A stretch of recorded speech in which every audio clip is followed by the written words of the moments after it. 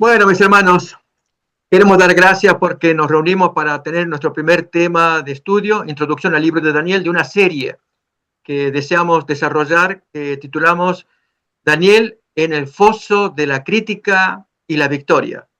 Y vamos a escuchar por qué motivo damos este título, ¿no?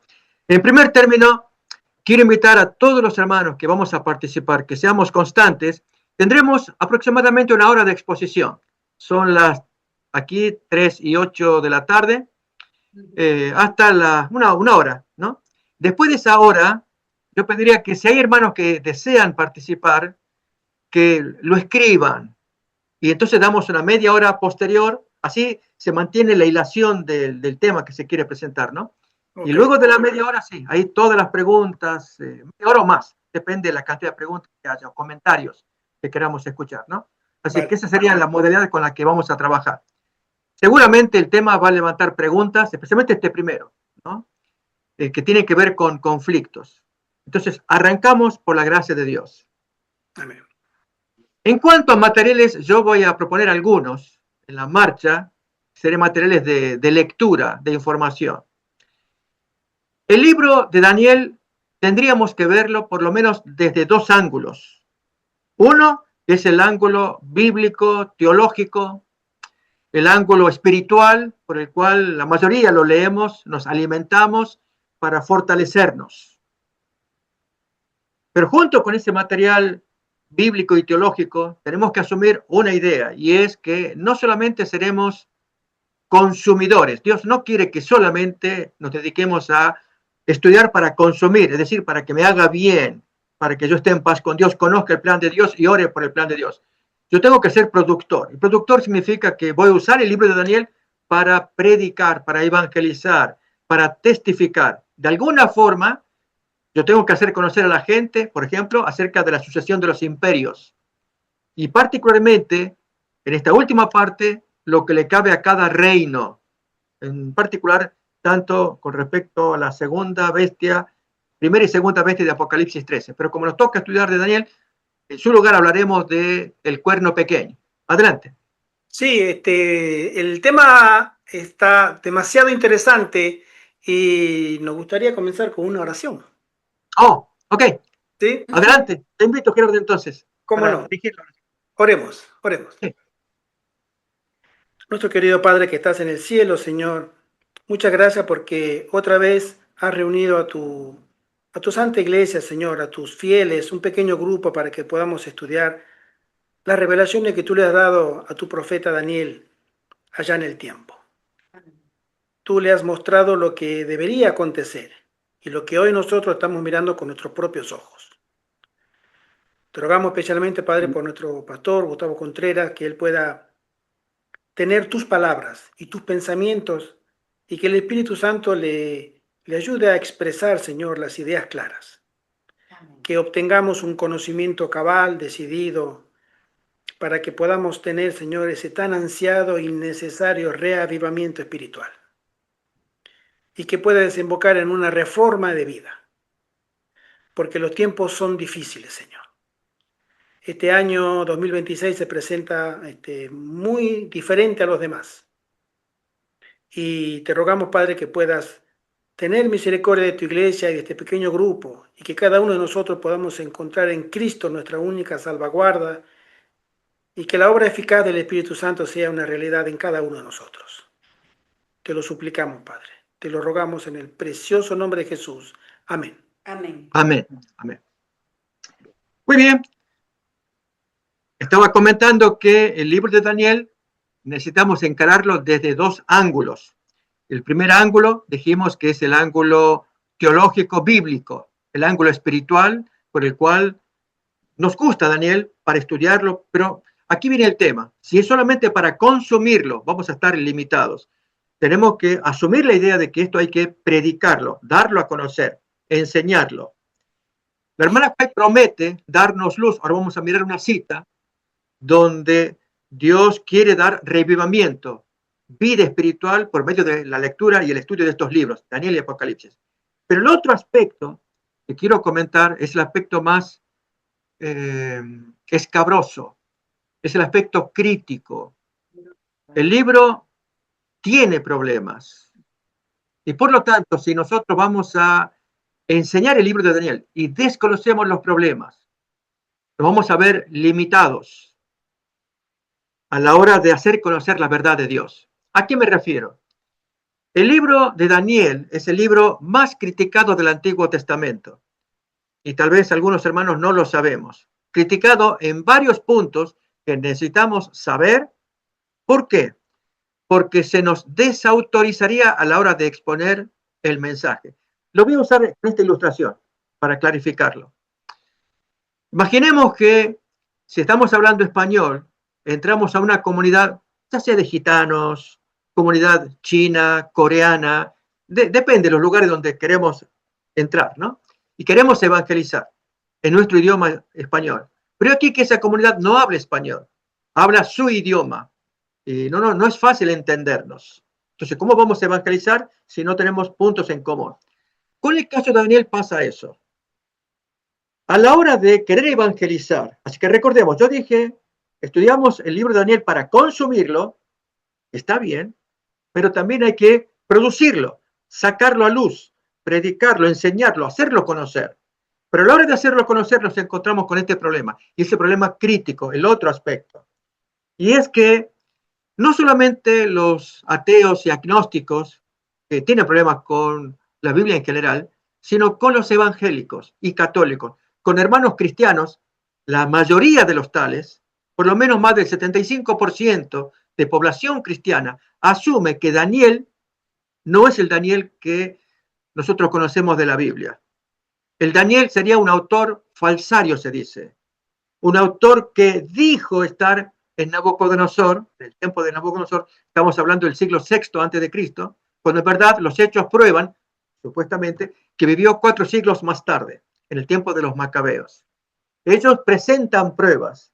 Déjenme ilustrarlas para que entremos a este terreno que es la crítica al libro de Daniel y la apología. ¿Cómo podemos defender el libro? Es decir, cómo el libro tiene que ser útil, pertinente para nuestro tiempo, sin temerle al ataque que el evangélico o el ateo, cualquiera de ellos, o cualquier persona que no crea en lo que Daniel dice en su libro, podamos hacerle frente y mostrar la verdad de Dios. Déjenme ilustrar, voy a ilustrar con este tema. Cuando nosotros hablamos de Apocalipsis capítulo 13, la primera y segunda bestia, nos basamos precisamente en Daniel, capítulo 7 mayormente, y capítulo 8, esto es el cuerno pequeño.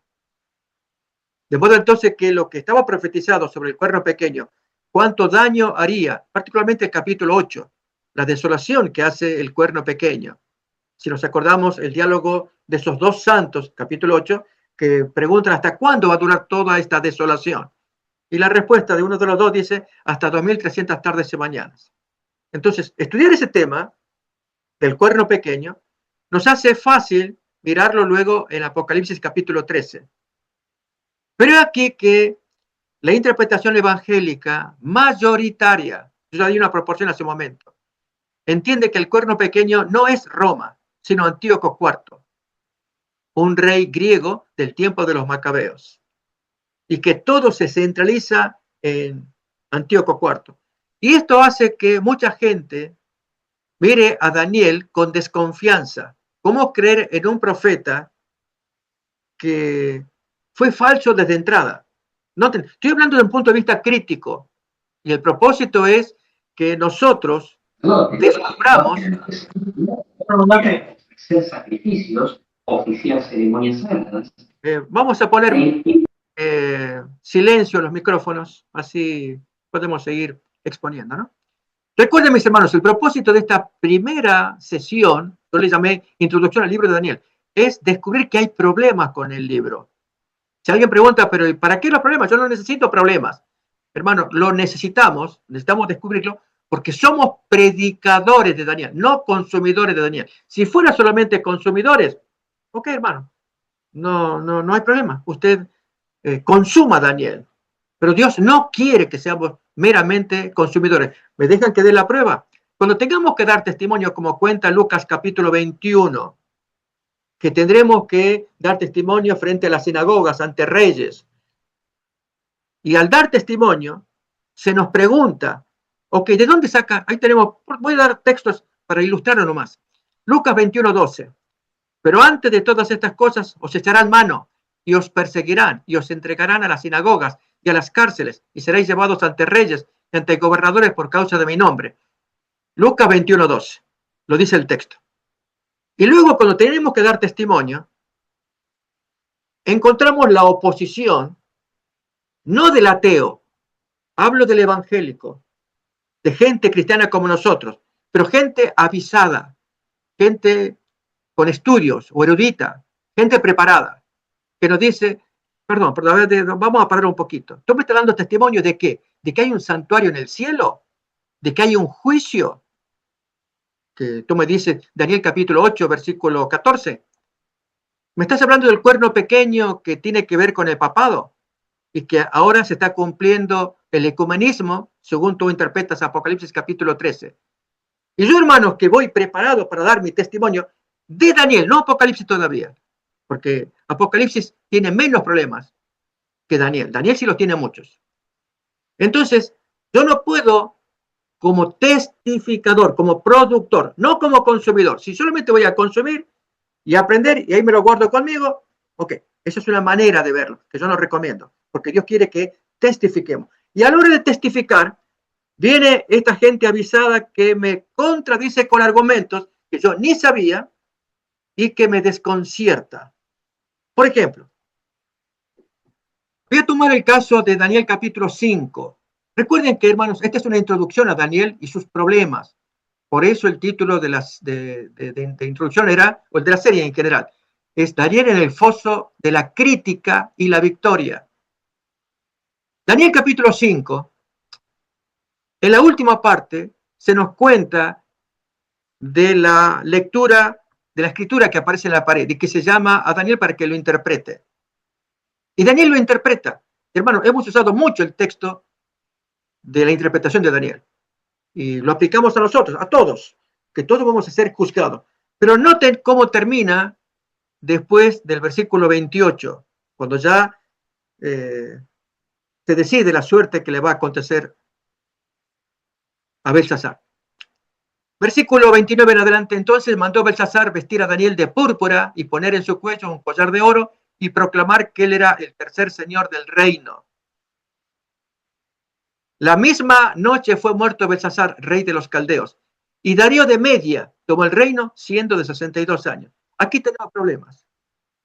La historia secular no desconoce totalmente quién es Darío de Media. Siempre se supo que el reino babilónico terminó con Nabonido. Ese fue el último rey reconocido en Babilonia, no Belsasar. Y el primer rey de Persia fue Ciro, no Darío de Media. Entonces ahí tenemos ya dos problemas. Entonces cuando presentamos a Daniel y alguien me dice, espérate, ¿sabes por qué están esos errores? A veces nos pueden decir, ¿tú sabías que el último rey de Babilonia no fue Belsasar, fue su papá, Nabonido? ¿Tú sabías que el primer rey de Persia no fue Darío el Medo, fue Ciro el Grande? ¿Sabías eso? No, no sabía. Ok. ¿Sabes por qué aparecen esos nombres? Porque es un libro con errores. ¿Y sabes por qué? Porque Daniel se equivocó al calcularle, cuando él vivió en el tiempo de los macabeos, años 165, 150 promedio, que él miró los sucesos de los macabeos, él se autopuso 4 siglos atrás, en los días de Nabucodonosor, luego en los días de Belsasar, en los días de Ciro. Él nunca existió allí en ese tiempo. Por eso cometió errores. Entonces, cuando nos dicen eso, hermanos, evangélicos, que ya han asumido, han hecho su apuesta en negar la inspiración de Daniel, en negarle un lugar serio en la historia, lo que hay que rescatar son historias morales, espirituales. Así como Daniel confió en que Dios lo libraría del foso de los leones, así confiamos nosotros, etcétera, etcétera. Hermanos, eso hace que nuestra construcción bíblica, teológica, sobre Daniel, comience a ser conmovida. Voy a dar otro ejemplo. En Daniel capítulo 7 se menciona el primer año de Belsasar como inicio del capítulo 7 de la visión de los 4 animales. En el primer año de Belsasar, rey de Babilonia, tuvo Daniel un sueño y visiones, y ahí vio los 4 animales. ¿Qué año? Primer año de Belsasar, año 553 a.C. Pero ocurre que Belsasar no aparece en las crónicas como rey de Babilonia, aparece en Abonido. Eso es capítulo 7. Por lo tanto, para un autor evangélico, diría, no me es creíble una historia que está mal basada, que está mal argumentada, ya erróneamente. Capítulo 8, otro tanto. Famosísimo capítulo y muy importante para la teología del santuario. Capítulo 8 menciona el tercer año de Belsasar, los 2 animales peleándose, el carnero y el chivo. Notamos entonces en el primer versículo, ahí menciona el tercer año de Belsasar. Esto sería año 551 a.C. En el año tercero del reinado del rey Belsasar, me apareció una visión a Daniel, a mí Daniel, etcétera, etcétera. Ok, hermanos, noten nuevamente Belsasar, que sería el rey último de Babilonia. Y la historia no lo conoce como tal. ¿Qué decimos del capítulo 9? Versículo 1. Famoso capítulo de las 70 semanas. Preciosísimo, por cierto. Habla del estudio que hace Daniel de Jeremías. En el primer año de Darío, hijo de Asuero, de la nación de los Medos, que vino a ser rey sobre el reino de los caldeos. Siguiente versículo, leemos. En el primer año de su reinado, yo, Daniel, miré atentamente en los libros el número de los años de que habló Jehová al profeta Jeremías, etc. Ya conocemos la oración que hizo ferviente y luego la aparición del ángel Gabriel revelándole las 70 semanas. Pero ¿cuándo ocurrió esto? En el primer año de Darío, rey de Persia, Medo-Persa, pero que se desconoce quién es. No aparece en la historia. Darío el Medo, hijo de Asuero. No se sabe quién es. Entonces, hermanos, pero lo que estoy trayendo es apenas un esbozo de que necesitamos estar mejor preparados. Déjenme decir lo siguiente. En el caso de Daniel, cuando él fue tomado preso, conocemos, ya vamos a leer los textos, todos los textos que nos van a ir ayudando, ¿no? Solamente es una introducción. Dios escogió lo mejor que él podía tener para hacer tambalear el sistema de Babilonia. ¿Y qué es lo mejor que tenía? No solamente la pureza de Daniel y sus amigos, la honradez, la lealtad que tenía, la juventud, ayudó muchísimo que esta gente estos chicos eran muy jóvenes, 18 años promedio para Daniel, sino también gente muy talentosa intelectualmente. De hecho, el texto nos dice que Nabucodonosor escogió jóvenes sin tacha, bien instruidos, enseñados en las letras, se les iba a hacer toda una enseñanza. Al punto que cuando fueron examinados, fueron reconocidos como 10 veces mejores que todos los sabios de aquel tiempo. Ahora bien, mis hermanos, podemos imaginar a Daniel superior al espiritismo reinante en esos días. Magos, hechiceros, las prácticas que esta gente tenía para llevar adelante su supuesto conocimiento del futuro, del cual Dios después se burla. Esto va a aparecer en Isaías 47. Ya miraremos los textos oportunamente. Pero el punto es, Dios se valió de un joven talentoso, instruido. El hombre leía, aprendía, absorbía y se mantenía leal al Señor. No dejó que el conocimiento del espiritismo de Babilonia lo afectara. Si él llega a ser el jefe de los magos, tiene que saber en qué negocio él está. ¿De qué tratan los magos? ¿Cuáles son las cosas que ellos hacen para que luego Daniel proponga una alternativa y se vea que él es superior? En los mismos términos, mis hermanos, hoy en nuestros días, los lectores de Daniel tienen que buscar también alto estándar. ¿Esto qué significa? Que así como Daniel fue escogido para hacer tambalear a Babilonia, hoy, hermanos, Dios puede escoger hombres y mujeres que tienen que hacer tambalear el sistema de esta Babilonia espiritual usando el libro de Daniel. por más crítica que nos digan, mira, ese libro, tú no conoces los errores que tiene, okay, di lo que quieras, yo aquí te respondo a cada una de tus críticas. Ese es el objetivo, hermanos, para esta primera exposición. Amén. ¿Sí? Es no amilanarnos, no achicarnos frente a las críticas que las hay. De hecho, hay un autor que recomiendo leer. Yo tengo material en PDF. En este caso no pude conseguir en español, está en inglés. El libro, es este que lo muestro acá, es de Josh McDowell, se titula Daniel en el foso de los críticos. Es el título que él le dio. Y realmente es ver cómo los críticos modernos, el primero de ellos fue un pagano, Porfirio, que murió en el año 303 después de Cristo. Él fue el primero, que le dio muy duro el ataque al cristianismo. De hecho, él publicó 15 libros contra los cristianos y se agarró contra Daniel para probar él. Y cuando él comienza a escribir, hermanos, él escribió, eso fue olvidado, pero hace más o menos como unos 2 siglos atrás, se ha redescubierto a Porfirio y cada vez fue ganando espacio. Hoy ya campea el terreno de estudio de Daniel. La mayoría de gente asume la idea que tiene este señor de decir que el cuerno pequeño de Daniel, capítulo 7 especialmente, es Antíoco IV, no como creemos nosotros que es el Imperio Romano. ¿Sí?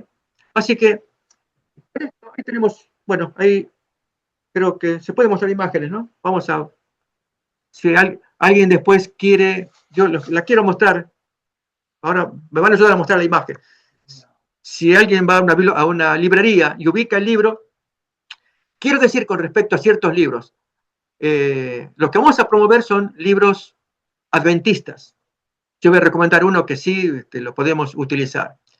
Hay otros que son de autores evangélicos apologistas. Apologista significa que defiende la verdad. Apologético es defender. Apología es defensa. ¿Sí? Y en este caso va a defender Daniel. Aquellos libros que defiendan a Daniel, de que vivió en el tiempo de Nabucodonosor, y que todas esas críticas se responden, algunas no totalmente, pero sí hay conjeturas. Ahí quizás podemos ver en la imagen ese libro para que nos sea útil a la hora de leer. Es simple, muy simple, y este autor es muy conocido porque se caracteriza por hacer pura defensa de las verdades bíblicas, la encarnación de Cristo, en este caso el libro de Daniel, etcétera. Para tomarlo en consulta. Sí. Hay una hermana que pregunta si ese libro se puede conseguir en PDF o tú lo podrías compartir. ¿Es posible? Sí. Lo busqué en español, no lo encontré. Lo tengo en inglés. Vale. Y habría que ver cómo hacer para traducir lo que se puede. Se puede copiar, poner el traductor de Google y ahí ir sacando porciones. Pero... En PDF, en inglés en PDF. Sí, sí. ¿Tú me lo compartirías? Yo me tomaría la faena de poder hacerlo. Ok, estaría excelente. Yo apreciaría mucho porque necesitamos libros como estos que ensalcen a Daniel y cada vez que haya gente que estudie material. También tengo otro libro que es otro bueno, este que está acá, se llama Whitcomb, se llama solamente Daniel. Lo mismo, está en español este que tengo, pero el PDF lo tengo en inglés. Traté de buscarlo en español, no aparece, no lo encontré. Otro buen libro que nos trae una historia de Daniel conservadora, que es lo que nos importa. No obstante, en algunos puntos mostraremos la diferencia que tenemos porque como adventistas tenemos con los evangélicos, pero al menos queremos arrancar con una base firme. Daniel fue contemporáneo de Nabucodonosor. Hermanos, voy a pensar, el libro de Judith es un libro apócrifo, pero hay párrafos de Judith que se hacen no creíbles. Por ejemplo, que Nabucodonosor fue rey de Asiria. No, Asiria fue anterior a Babilonia. Y poner a Nabucodonosor fuera de tiempo, en un país totalmente ajeno, que fueron enemigos de Babilonia, y decir que fue rey de Babilonia, eso cuenta el libro de Judith. Por lo tanto, el libro no es creíble. Por algo es apócrifo. Con Daniel pasa algo similar. Si Daniel dice que estuvo frente a Nabucodonosor, pero luego va a hablar de Darío el Medo, en lugar de poner a Ciro, es como la historia lo reconoce. Acá viene el punto interesante para enriquecernos con Daniel. Y es, hermanos, que Dios tiene preparadas esas gemas. El estudioso de la profecía y a la vez productor, o sea, propagador, que enseña, Dios le va a dar la gema para mostrar que Daniel es mucho más poderoso de lo que creíamos. Es como un león al cual hay que abrirle la jaula. No se suelta y se defiende solo. Es el caso, por ejemplo, de la acusación que hacen autores evangélicos acerca de quién hizo los jardines colgantes de Babilonia. Ocurre que los historiadores se guían por historias, no las de las Biblias, sino historiadores que fueron reconocidos como tales. Uno de ellos se llama Heródoto. Este señor, muerto en el siglo V antes de Cristo, él dice que los jardines colgantes fueron hechos por Semíramis, una reina de Asiria. Ella hizo los jardines colgantes de Babilonia, cuando Babilonia era una provincia de Asiria. Pero ocurre que nuevos descubrimientos arqueológicos muestran que no fue Semíramis, fue Nabucodonosor quien hizo los jardines colgantes de Babilonia, y el que en Daniel 4, él pronuncia aquella palabra: oh Babilonia, que yo hice para gloria de mi poder. Y recuerdan, llegó la sentencia de los vigilantes por haberse ufanado, envanecido con la gloria que él estaba contemplando. Entonces, ese texto que aparece en Daniel 4, hay un historiador opuesto que dice, ¿cómo supo? Miren ustedes la pregunta que él hace. ¿Cómo supo el Daniel del siglo II que el Nabucodonosor fue el constructor de los jardines colgantes de Babilonia, si él vivió en el siglo II? Si él apunta como que en el pasado, recuerden, del siglo II, 4 siglos atrás, se afirma que él vivió. Y ahí lo vio Nabucodonosor. Y ahí presenció la sentencia de los 7 años de locura porque se ufanó de tanta belleza arquitectónica que había hecho Daniel. Entre ellos los jardines colgantes de Babilonia. Siempre se creyó que fue Semíramis la que hizo la construcción. Pero luego se descubre erróneamente que este Heródoto se equivocó porque vivió 100 años después. Entonces, ¿quién lo hizo? Fue Nabucodonosor. La pregunta es, ¿cómo supo Daniel que lo hizo Nabucodonosor y no Semíramis? Hay una respuesta, porque fue testigo ocular. Daniel pudo verlo, por eso lo escribió. Sin embargo, estos autores críticos no llegan al punto de reconocer sus errores, pero nosotros es suficiente. Ok, ahí está, hay un descubrimiento arqueológico que muestra que Nabucodonosor es el autor de la arquitectura que hay en Babilonia. Así que con esto, hermanos, es una introducción que quiero traer. El propósito es desafiarnos. Y el material que vamos a usar es material que yo voy a recomendar, quiero mandarlo en PDF también, del comentario bíblico adventista. Está muy bien trazado. Déjenme, quiero mostrarles ahora una imagen.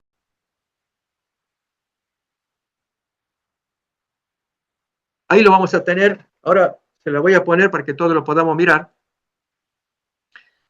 Aquellos que, digamos, que estén aquí conectados con este video, yo les voy a mandar. Bien. Noten acá, yo voy a marcar esta parte aquí del lado izquierdo. Ahí está la imagen. Y aquí tiene los marcadores, bookmarks en inglés. Está preparado para que nos sea útil. Habla de la historia de la interpretación de Daniel. Ahí lo tenemos. Yo recomiendo, hermanos. Hay que gastarse. Ahí tenemos la imagen completa ya. Recomiendo que se lea. Yo lo voy a mandar. Ganamos tiempo. ¿Qué pasó con Daniel a lo largo de los siglos? ¿Quién fue el tal Porfirio que hizo daño a la historia de Daniel? Pagano, murió en el 303 de la era cristiana. Olvidado, pero hace 2 siglos atrás, lo redescubren gente cristiana y lamentablemente hasta el día de hoy va ganando espacio este señor con su teoría contra Daniel. Bien, esa es la historia de la interpretación de Daniel. Lo siguiente que marco acá es el comentario bíblico al libro de Daniel. Y ahí vamos a leer unos pequeños párrafos sobre los problemas que el libro trae. Luego una introducción, ahí ustedes lo tienen acá, y después capítulo por capítulo de lo que el comentario bíblico trae sobre Daniel. Interesante, hay aspectos que valen la pena. Nosotros lo vamos a mirar versículo por versículo por nuestra cuenta, ¿no?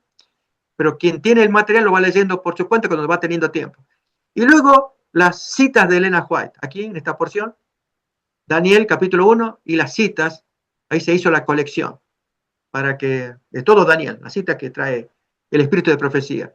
Luego pasamos al Apocalipsis, un artículo que se llama Juan y la isla de Patmos, va a ser útil para que lo tengamos en su momento también. Luego otro artículo, las 7 iglesias del Apocalipsis. Otro, historia de la interpretación de Apocalipsis, es menos complicada que la de Daniel. Después, el comentario bíblico propiamente de Apocalipsis. Luego, además de la introducción que leemos ahí, noten ahí los capítulos 1 al 22. En la última parte, el comentario del espíritu de profecía. Allí, de todo el Apocalipsis. Así que este material es para que nos llegue a todos nosotros y tengamos material de lectura, de refuerzo en lo que estamos estudiando.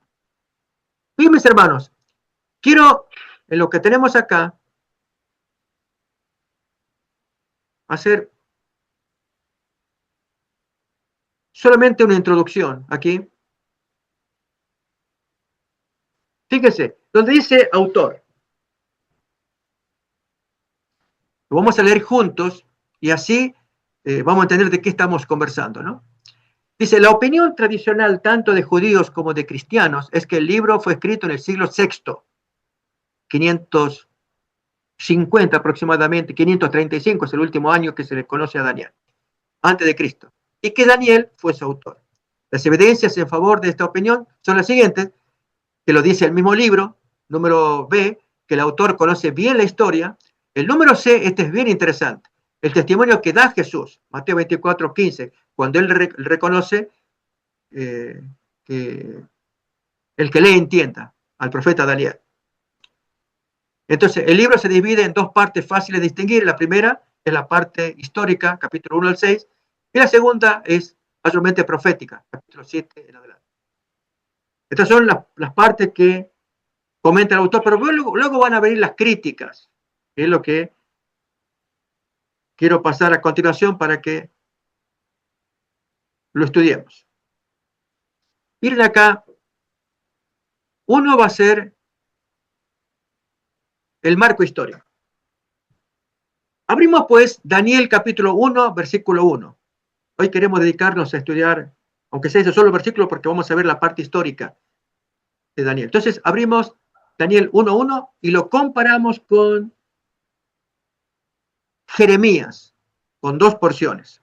Primero, en el año tercero del reinado de Joacim, rey de Judá, vino Nabucodonosor, rey de Babilonia, a Jerusalén y la sitió. Dice allí el tercer año de Joacim. Entra Nabucodonosor. Siguiente versículo. Y el Señor entregó en sus manos a Joacim, rey de Judá, y parte de los utensilios de la casa de Dios, y los trajo a tierra de Sinar, a la casa de su Dios, y colocó los utensilios en la casa del tesoro de su Dios. Los historiadores, lógicamente, no van a poner quién es el que genera este asolamiento de Nabucodonosor. Esto es Dios, no lo van a poner. El texto claramente dice, el Señor entregó. Ellos más bien ponen los juegos e interjuegos de pasiones humanas. Nabucodonosor atacando Jerusalén, etc. Pero si notamos en el versículo 1 se nos da la fecha, que es el primer año de Nabucodonosor, el tercero de Joacim. Sin embargo, Jeremías describe el mismo hecho, pero con otra fecha. Miremoslo en el capítulo 25, versículo 1. Invito a que abramos ese texto. Palabra que vino a Jeremías acerca de todo el pueblo de Judá en el año cuarto de Joacim, hijo de Josías. En Daniel decía el año tercero, no el año cuarto, el cual era el año primero de Nabucodonosor. Si notamos, hermanos, ahí se nos está diciendo que el año de Joacim es el cuarto, según Jeremías, es el tercero, según nos lo cuenta Daniel. Y en el capítulo 46, versículo 2, aparece otra vez de Jeremías la mención con respecto a Egipto contra el ejército de Faraón Necao, rey de Egipto, que estaba cerca del río Éufrates en Carquemis, a quien destruyó Nabucodonosor, rey de Babilonia. Noten acá, en el año 4 de Joacim, hijo de Josías, rey de Judá.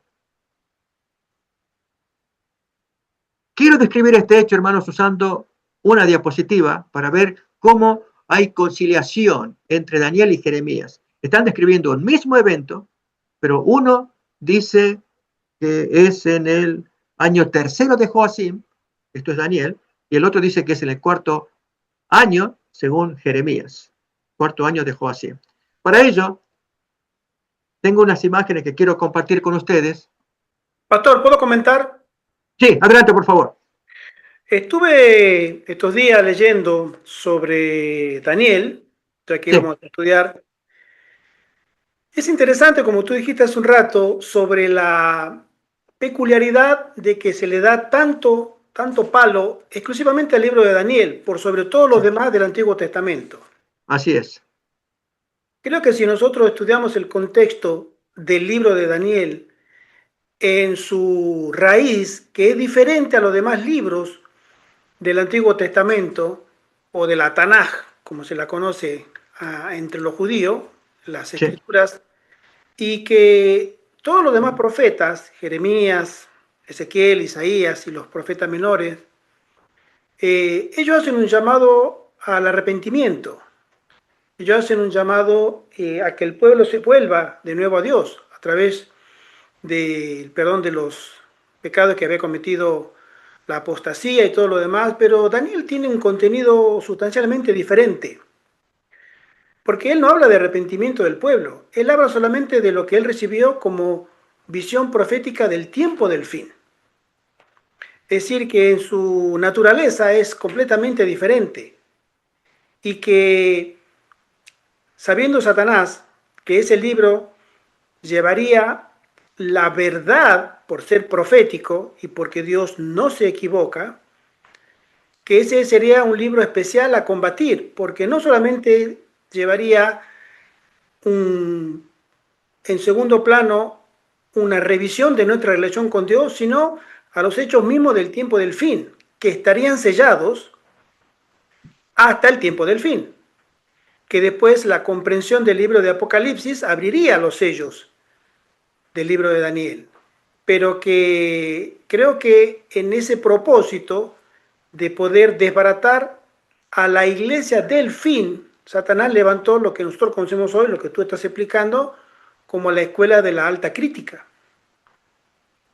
Y que la escuela de la alta crítica justamente tiene el propósito de humanizar el contenido de Daniel, porque no fue un señor, un siervo de Dios en los días de Nabucodonosor, sino que fue alguien 400 años después que se puso a escribir.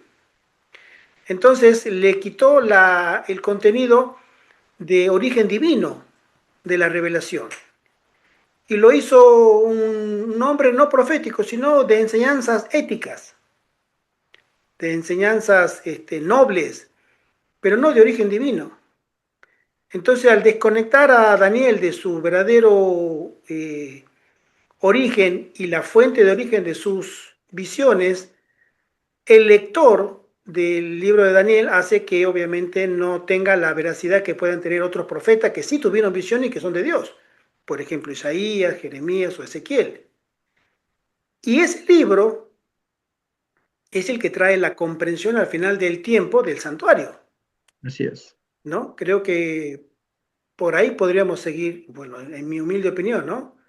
Que hay una huella para poder rastrear por ese lugar. Eso solamente. Muy comentario, muy bueno, Gerardo. Especialmente cuando miramos a Daniel con todo un contenido para el tiempo del fin y que haya sido tan tremendamente atacado, con ciertos relativos argumentos, no vamos a negar que están los argumentos, solamente que necesitamos conocerlos. Y efectivamente se diferencia Daniel de otros profetas porque Daniel estuvo presente en los hechos, Dios le reveló asuntos para el futuro, son muy importantes para nosotros, pero además esas críticas, como bien dijiste que las levanta la alta crítica hace, dije, más de 2 siglos, son críticas que hoy felizmente se van deshaciendo con nuevos y recientes descubrimientos arqueológicos, de allí que menciono estos libros para dar a conocer. Y una de esas críticas es esta que vamos a estudiar ahora, justamente Daniel 1:1, la supuesta discrepancia que hay entre Daniel en la cronología con la de Jeremías, que narra el mismo suceso. Ahí tenemos otra vez el texto para repasarlo, Daniel 1:1. En el año tercero del reinado de Joacim, rey de Judá, vino el rey Nabucodonosor, rey de Babilonia, a Jerusalén y la sitió. Ese fue el tiempo de la captura de Daniel, año 605 de la era cristiana. Pero dijimos ya en dos textos, Jeremías 25:1 y 46:2, que habla del cuarto año de Joacim, no el tercero. Y ahí entonces mencionan que el Daniel del siglo II se equivocó, no chequeó bien la fecha. Noten, el Daniel del siglo II. Leo otra vez Jeremías 25:1. Palabra que vino a Jeremías acerca de todo el pueblo de Judá en el año cuarto de Joacim, rey de Josías, rey de Judá, el cual era el año primero de Nabucodonosor, rey de Babilonia. ¿Sí? Entonces, para mirar los hechos, hermanos, en estas diapositivas, que ahora creo que ya podemos estar mirando, aquí se narra el regreso triunfal de Nabucodonosor después de su ataque que tuvo en Carquemish. Vamos a leer otra vez capítulo 46, versículo 2, y es igual que 25:1. Con respecto a Egipto, contra el ejército de Faraón Necao, rey de Egipto, que estaba cerca del río Eufrates en Carquemish. Carquemish, ya vamos a mirar un mapa también, está cerca de Harán, donde ahí se alojaron la familia de Taré, Nacor, Abraham. Taré salió de Ur de los Caldeos, que quedaba más hacia el este, hacia la mano derecha, y se traslada a Harán. Y en Harán ahí queda la familia, y de ahí Abraham baja para Canaán. Y cerca de Harán estaba Carquemish, todo en Turquía, todo esto es Turquía. Y Ur de los Caldeos ya sería Persia. Bien, que estaba cerca del río Eufrates en Carquemish, a quien destruyó Nabucodonosor, rey de Babilonia, en el año cuarto. Cuando este rey tiene su ataque contra ejércitos egipcios en Carquemish, decide bajar, no volver todavía a Babilonia, decide bajar en dirección a Siria para tomar cautivos de Palestina y bajar más abajo para pelear directamente contra Egipto. Una cosa es Carquemish, otra cosa es Egipto. ¿Recuerdan a Abraham cuando él bajó por la hambruna del Negev, de la parte sur de Canaán, bajó a Egipto, ¿no? Cuando padeció hambre según Génesis 12. Así también Nabucodonosor decide bajar a Egipto, pero en eso oye que su papá, Nabopolassar, fallece.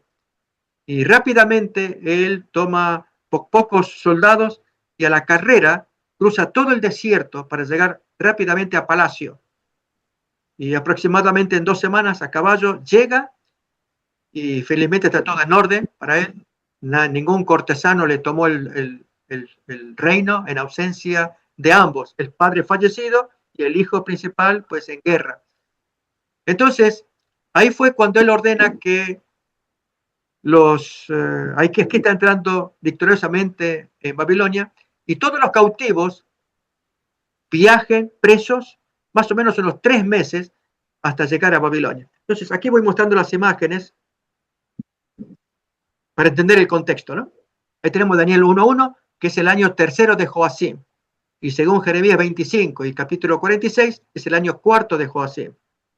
Reitero, la alta crítica, como tú bien dices, Gerardo, son ellos los que han levantado tanta crítica.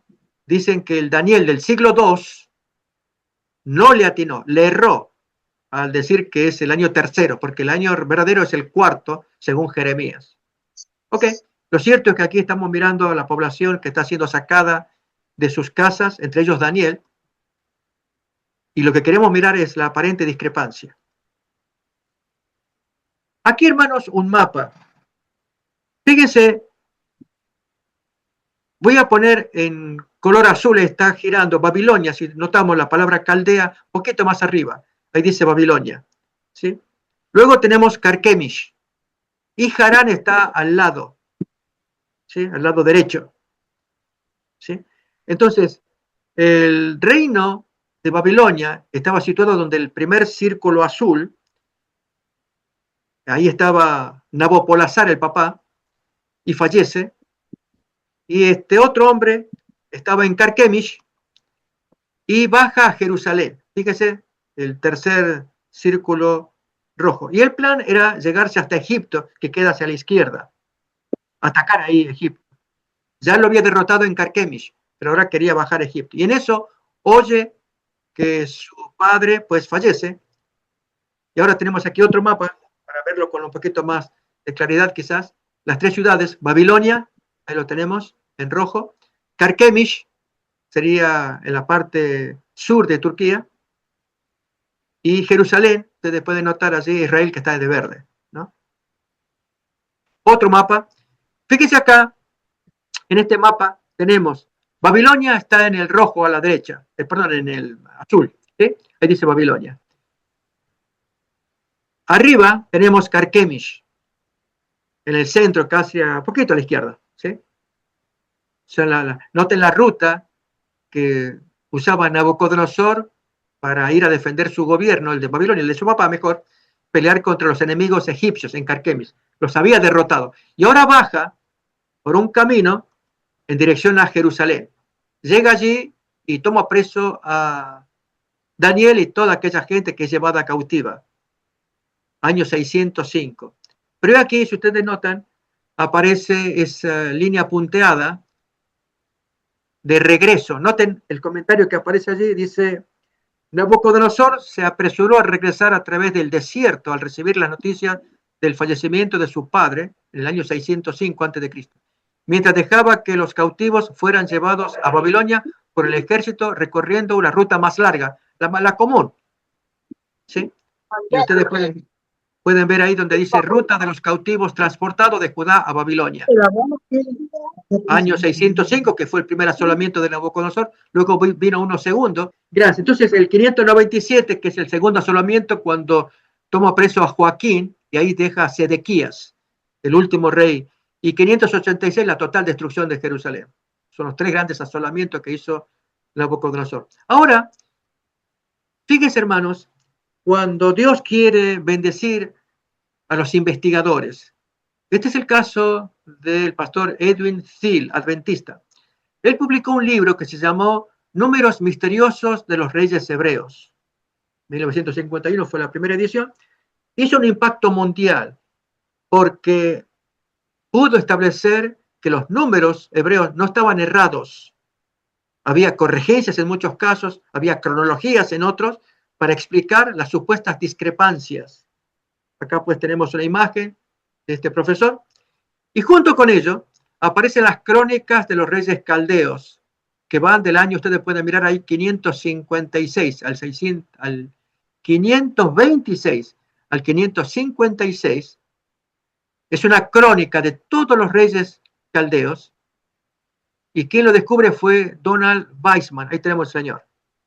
Fue un impacto mundial también, porque por fin ahora se confirmaba todo lo que el libro de Daniel venía diciendo, por ejemplo, los jardines colgantes de Babilonia.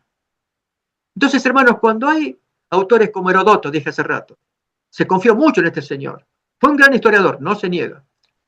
Él muere por el año 425 antes de Cristo. Así que él vivió unos más de 100 años después de los sucesos de Daniel. Y se creyó que lo que él había escrito era lo justo, lo correcto. No. Aparecen estas crónicas descubiertas y publicadas, y ahí cambia la historia. Y se reafirma lo que Daniel había dicho en su libro. Por eso, hermanos, yo animo a que seamos, como quien dice, estudiosos. Algunos poco se pueden aburrir. A mí no me interesa si lo critican. Yo sé que es voz de Dios. Es cierto, hermano, es verdad, no se niega. Pero tenemos que ser predicadores de Daniel. Y al crítico que dice, Daniel es del siglo II. ¿Tú leíste las crónicas de los reyes caldeos que publicó Weissman en 1956? No, no sé qué es eso. Bueno, léelo primero. Después que lo leas, investigues, ahí después me dices si Daniel vivió en el siglo II. Porque todo lo que Daniel dijo coincide con lo que aparece publicado en las crónicas de los reyes caldeos hasta el año 556 a.C. ¿Notamos, hermanos? Dios va a premiar a su pueblo, así como lo hizo con Thiel, que publicó ese libro, también hizo impacto en su momento, de la armonía que había entre en los números de los reyes hebreos, y que parecían contradictorios. Este rey gobernó tanto, este otro menos, pero ¿cómo encaja si no hay armonía?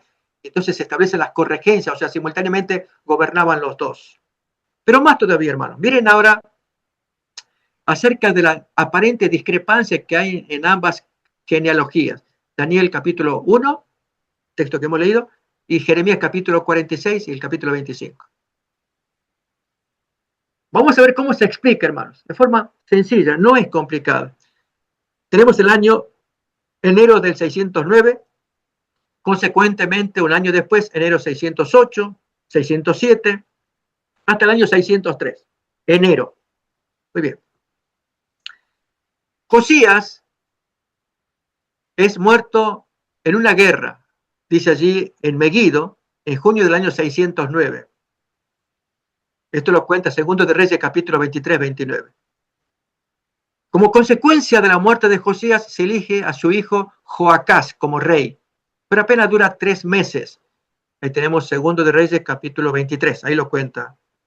Entonces eligen a Joacim, que es nuestro rey, de los días del primer cautiverio de Nabucodonosor, cuando a Daniel lo llevan preso.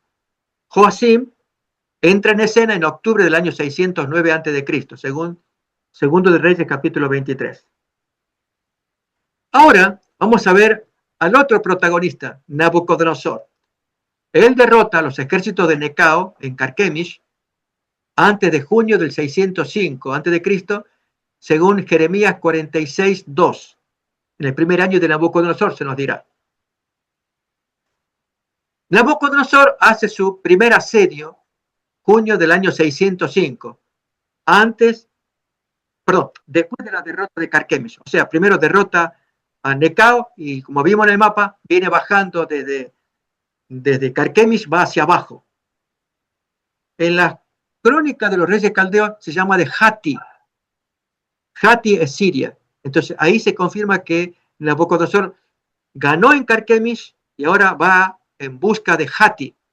Hatti es Palestina, Siria, y ahí va a ser tomado preso Daniel. Ahora, hermanos, vamos a ver los calendarios. Y vamos a descubrir que hay 2 calendarios. Uno es el calendario judío religioso, que es el que toma Jeremías. Es decir, él va a computar, como lo hacen los babilonios también, tienen el calendario que empieza en el mes de Nisan. Entre los hebreos se llama Nisanu, entre los babilonios, Nisanu. Fíjense acá, marzo-abril es la estrellita color celeste. Para el siguiente año, segunda estrellita, tercera, cuarta, quinta, sexta. Noten, desde marzo-abril del año 609 a marzo-abril del 608 hay un año, del 608 al 607 hay otro año, pero aquí que para Joacim se le computa como primer año cuando llega el año nuevo y toda la ocupación que tuvo antes se llama año ascensional. O sea, el primer año de Joacim no va a ser de donde aparece la estrella roja. Fíjense, Joacim en octubre del año 609, ahí toma el poder a la muerte de su hermano mayor, Joacás, ahora entra Joacim. Claro, no se lo puede Pero decir. su primer año no es cuando él toma el poder, va a ser cuando se lo corona al comienzo del año. Esto es en marzo-abril, en el calendario religioso. Primer año, entonces, el anterior se va a llamar año ascensional o periodo de ascensión. Miren ahora el segundo año, tercer año, cuarto año.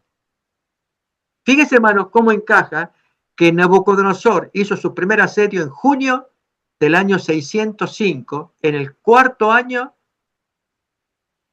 real de Joacim. ¿Por qué? Porque el primer año se lo computó al comienzo del año, que es marzo-abril, según el calendario religioso. Pero ahora hablemos del calendario que usó Daniel. Él dice que fue el tercer año de Joacim. ¿Qué pasó con Daniel? Bien, en Daniel, él usa el calendario judío civil. que son 6 meses más tarde. Los judíos usaban cualquiera de los dos calendarios. El calendario religioso, ¿se acuerdan? En Éxodo capítulo 12, cuando menciona que este será el primer mes para ustedes, cuando se celebra la Pascua. Se llama mes de Nisan, es el nombre babilonio, o mes de Aviv, el nombre hebreo. Ahí tenemos el texto para leerlo. Habló Jehová a Moisés, Éxodo 12, 1 y 2. Habló Jehová a Moisés y a Aarón en la tierra de Egipto, diciendo, este mes os será principio de los meses. Para vosotros será el primero en los meses del año. ¿Qué mes? El mes de Nisan. Esto es entre marzo y abril. Ahí comienza. Eso es el mes religioso. Pero ¿qué hacemos con el mes civil o el año civil? Noten ahora. Para septiembre-octubre del año siguiente, septiembre-octubre del año siguiente, en este caso 607, septiembre-octubre del año 606, septiembre-octubre son las flechitas amarillas del año 605, y finalmente la última estrellita amarilla, septiembre-octubre del año 604. Ahora bien, noten acá. Desde la primera estrella, que va desde septiembre-octubre del año 609 a septiembre-octubre del 608, la pregunta es, ¿cuándo tomó poder Joacim? ¿Cuándo ocupó el reino? Él lo ocupó después de que empiece el año. Por lo tanto, él no se le puede completar, no se le puede computar el año completo. Tiene que ser después que él toma el poder, luego se le celebra. Es el caso, por ejemplo, déjenme que lo ilustre. En el caso del actual presidente americano, cuando él ganó las elecciones, él no tomó el poder inmediatamente. Ganó las elecciones cuando acá se hicieron en noviembre, había mucha laraca, que la votación y todo esto, y ya para enero tenemos el nuevo presidente. Pero él no toma el poder hasta que llegue su ungimiento, vamos a decir, para el 20 de enero. Ahí sí ya hay presidente, no antes. Notan, gana las elecciones antes, pero se le va a nombrar presidente unas semanas más tarde. Con el caso de Joacim pasa eso. Toma el poder al fallecimiento de su hermano en octubre, pero oficialmente va a tomar el poder recién en el año que viene, el año siguiente. Y noten ahora, desde octubre del año 608 a octubre del año 607 es el primer año. El anterior, pues, será el año ascensional o periodo de la ascensión. Casi un año, pero no es un año completo, tiene que ser completo, de 365 días. Y ahora sí, noten cómo sigue el movimiento. Ahora hablamos del segundo año. Noten el tercer año.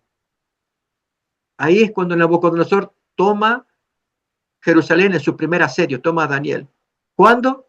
Según el calendario civil de Daniel, lo hace en el tercer año. Según el calendario religioso de Jeremías, lo hace en el cuarto año. Ahí lo tenemos. Interesante. Y luego, tenemos un año más todavía por delante. Y entonces, quiero compartir esta parte final y los comentarios los voy dejando a continuación. Miren, este comentario que uno puede buscar, si quieren en internet, aparece. En la antigua Babilonia, el cómputo de los años de reinado de un monarca no comenzaba el día exacto en que subía al trono, sino que seguía un sistema muy específico basado en su calendario lunar, igual que los judíos. El mes de inicio era Nisanu. El reinado oficial de un rey de Babilonia comenzaba siempre en el mes de Nisanu, que era marzo, abril. De ahí viene Nisan para los judíos. De hecho, los judíos heredaron mucho de los nombres de los babilonios, pero era Aviv el nombre original en hebreo. Mes de Nisanu que marcaba el inicio del año nuevo babilónico y coincidía con el equinoccio de primavera. Tal como Dios decía, este será el primer mes para ustedes. Y es el primer mes de los babilónicos también. Año de ascensión.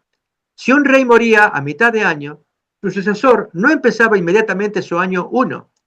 El periodo comprendido entre la toma de posesión y el siguiente año nuevo se denominaba año de ascensión.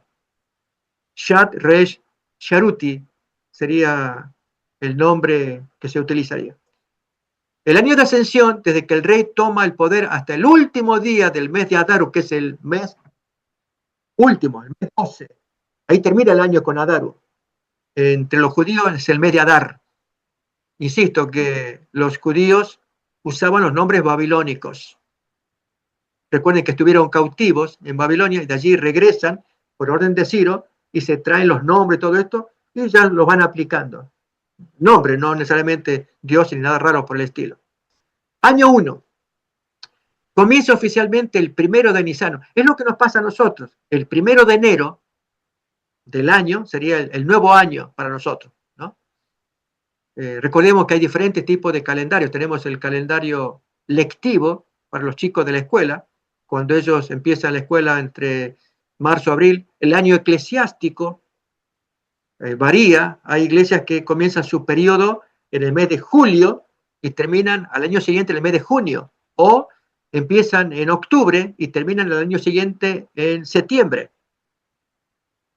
O el año fiscal, que aquí en este país, pues el último día para pagar los impuestos era abril, y a partir de ahí empiezan a hacer todos sus cálculos y cómputos y cuánta cosa, ¿no? Entonces, ahí estamos hablando de diferentes calendarios según las necesidades que tenga la población. Ejemplo práctico, ahí tenemos para mirar el depósito completo de la lectura. Dice, año 1 comienza oficialmente el 1 de Nisano, durante el festival Akitu, donde el rey tomaba la mano de Marduk, el principal rey babilónico, para legitimar su mandato. Ejemplos, del mes 6 al mes 12 era el año de ascensión. Y la descripción, el nuevo rey gobierna, pero los documentos suelen fecharse como año de ascensión. La ascensión de, y se escribe el nombre del fulano. En cambio, el mes 1, mes Nisano, año 1, comienza el conteo oficial tras la ceremonia del año nuevo. Este sistema era fundamental para los astrónomos y escribas, ya que permitía mantener una cronología lineal sin los huecos o solapamientos que causarían las muertes de reyes en fechas irregulares. Todos querían ponerlo donde comenzaba entre los babilonios el primer mes, ¿no? Pero los judíos manejaban dos calendarios, el calendario civil. Esa fue la situación que se vivió con Guillermo Miller. Cuando él calculó el año 2300 según el calendario religioso, él dijo que el año 2300 iría de marzo-abril del año 1843 a marzo-abril del año 1844. Ese fue el cálculo que él hizo. Pero aquí que pasaron unos meses y descubre que la forma correcta de calcular no era el calendario religioso de Jeremías, sino el calendario civil de Daniel. Y eso sería correr 6 meses más adelante. Y así pues, Guillermo Miller llega a la conclusión de que el año 2300 está comprendido entre septiembre-octubre del año 1843 a septiembre-octubre del año 1844. Es la forma como él llegó a decir, este es el año 2300. En alguna fecha, en algún día de ese año, de 365 días, Cristo vendría. Esa fue la conclusión que llegó. Entonces, con esto, hermanos, el propósito es mostrar que habiendo dos calendarios, perfectamente se ve la armonía que hay en Daniel 1 y Jeremías capítulo 42, 2, 25, 1, contra la crítica que hicieron estos críticos contra los cálculos de Daniel y los supuestos errores. Amén. Vemos, hermano, cómo se va explicando por la gracia y la gloria del Señor, que estudiando la palabra de Dios se nos va a hacer más claro, ¿verdad? Ahora sí, escucho comentarios y opiniones, hermanos. Sintámonos libres y ahora tomemos el tiempo para traer opiniones. ¿Cómo no? A mí me gustaría compartir la idea de que si estas personas, las que tienen este punto de vista de la alta crítica y desplazan la autoridad de Daniel por estos argumentos, que ya están obviamente refutados, porque Amén. Exactamente los ejemplos que tú dijiste, pastor, con respecto al año fiscal, el año calendario escolar, el año calendario religioso o el año calendario de la iglesia adventista, por ejemplo, para el cambio de las autoridades eclesiásticas, nunca comienza y termina el 1 de enero, que es el cambio calendario general, ¿no? Y me pregunto, ¿y esta gente si tiene ese argumento refutado, sigue usando el mismo argumento? No, ellos ya usarán otros, ya suelen cambiar de argumentos, hay un espíritu satánico dentro de ellos y buscarán Exacto. otros nuevos argumentos. Pero en este caso ya no insisten más porque ya no son creíbles. Si siguieran insistiendo, quien los va leyendo, va descubriendo, acepta la verdad, acepta como esta crónica de los reyes caldeos de Weizmann. Fue impresionante que se haya traído esto a luz por la gloria de Dios, y quien sigue insistiendo en que Semiramis es la reina que hizo los jardines colgantes de Babilonia y toda la belleza arquitectónica de Babilonia, y olvidando lo que cuentan estas crónicas directas de los reyes caldeos que se descubrió, entonces no, es un necio. Lógicamente, ningún erudito va a caer en eso, quiere guardar su nombre, pero quiere retener sus ideas, porque no acepta que Daniel tenga contenido espiritual sobrenatural, profético. Sí. Hay manos que se van levantando. Yo voy a dar lugar, no sé, Gerardo, si tú quieres comentar más. Carlos levantó la mano y No, si hay otra no, hermana creo que que levanta la mano. Carlos, el hermano Carlos tiene la manita levantado y después una hermana también quiso hablar. ¿Sí? Hermano Carlos. Sí, hermano Gustavo Adolfo, ¿habías Sí. cuenta de que Heródoto, este pensador griego, quedaron refutadas sus enseñanzas en las actuales universidades donde se enseña todo ese néctar de doctrina? ¿Se sigue con esto de Heródoto o con esto, por ejemplo, de Weizmann? No, obviamente, Herodoto es un historiador reconocido, apreciado, él tiene mucha información de los días de él, calculemos, si él murió para ese tiempo del primer cuarto del siglo V, ¿no? 425. No obstante, cuando hay gente que se mete en terreno bíblico, especialmente contra Daniel, ¿quién lo hace? Valiéndose de Herodoto y no valiéndose de información bíblica como estos autores apologistas nuestros.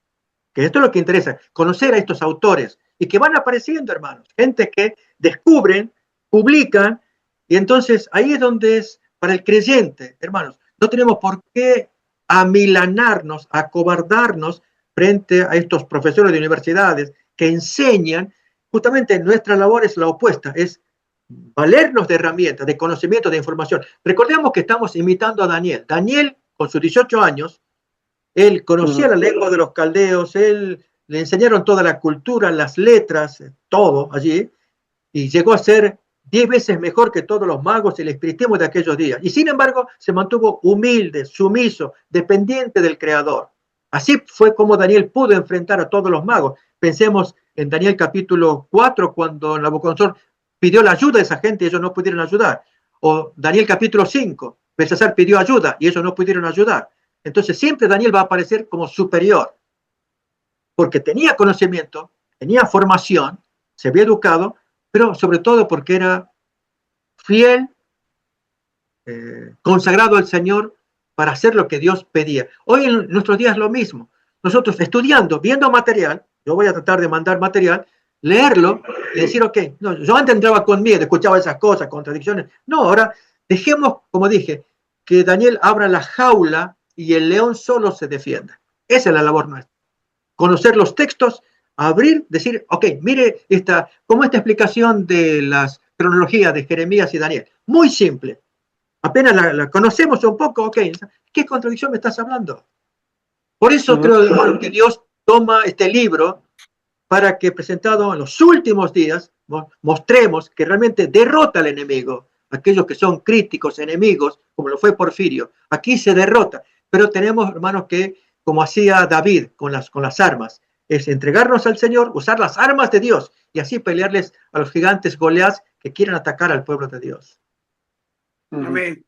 La hermana Rosa, creo que quería comentar algo. La hermana Rosa Rico, ¿o me equivoco? Bueno, quería comentar algo porque a mí me pasó en una experiencia personal del tema de dentro del círculo adventista, porque como quiera que sea, los evangélicos son evangélicos. Ellos están bebiendo teológicamente de una cisterna rota que es Roma, ya sea de la mano de los jesuitas, ya sea de la mano de pastores apóstatas, etc. Pero de fuentes adventistas o de eruditos adventistas, esto resulta un poquito alarmante. Yo recuerdo que había llegado en el año 2015, estaba viviendo en Bélgica y me fui a vivir a Alemania primero. Después a los 3 meses la llevé a mi esposa. Y el primer contacto, en el año 2015, ustedes se acuerdan que fue la votación del pastorado femenino, la tercera votación. Y estaba muy candente ese tema sobre la autoridad de las mujeres en la iglesia. Y a mí me tocó hacer defensa, apología de los postulados. En su momento habían mesas redondas en español y en inglés que discutían el tema. Ustedes se acuerdan, esas mesas donde estaba el pastor Escarón, el pastor Esteban Bor, entre otros pastores Canales, creo también. Y me tocó hacer apología. A Dios gracias, le doy gracias a Dios que el Señor siempre me ha dado el deseo de estudiar. Porque teólogos adventistas dentro de iglesias adventistas en la ciudad de Berlín, además, me tocó una vez hablar con un profesor de la Universidad de Andrews, que era argentino, pero estaba paseando y toda una tarde él me dio argumentos en defensa, en su momento, entre otros puntos, sobre la autoridad de la mujer para ser pastora. Cosa que yo no estuve de acuerdo, refuté. Y también se tocó el libro de Daniel. Entonces yo me puse muy triste, dije, que yo estuviera conversando con un pastor evangélico, pastor bautista, o presbiteriano, o de la fe que sea, no me hubiera extrañado, porque son ellos. Pero un pastor egresado de las universidades adventistas en Estados Unidos y un profesor de teología de la Universidad de Andrews, me pareció completamente desilusionante. Y hablo hace 11 años. Esa fue mi primera experiencia. Después, durante los 7 años que estuve viviendo en ese país, he tenido varios encuentros donde en ese país, lo puedo garantizar porque estuve ahí hablando con pastores y hermanos adventistas ancianos, donde el relativismo, la alta crítica y la comunión de ideas y teología entre las iglesias adventistas y las iglesias evangélicas es continuo y fluido. Existe prácticamente, no digo todo, pero existe en la gran mayoría de las iglesias tanto la liturgia, la reverencia, la ropa, la comida, como en las iglesias evangélicas. Es un país que ha perdido, bueno, supe siempre que históricamente, a raíz del trabajo que hizo el pastor Conradi en la década del 20, hace 100 años atrás, sobre su desilusión con la iglesia adventista norteamericana, regresó a Alemania y sembró la semilla. Hasta el día de hoy se ve que son muy seculares, son muy racionales.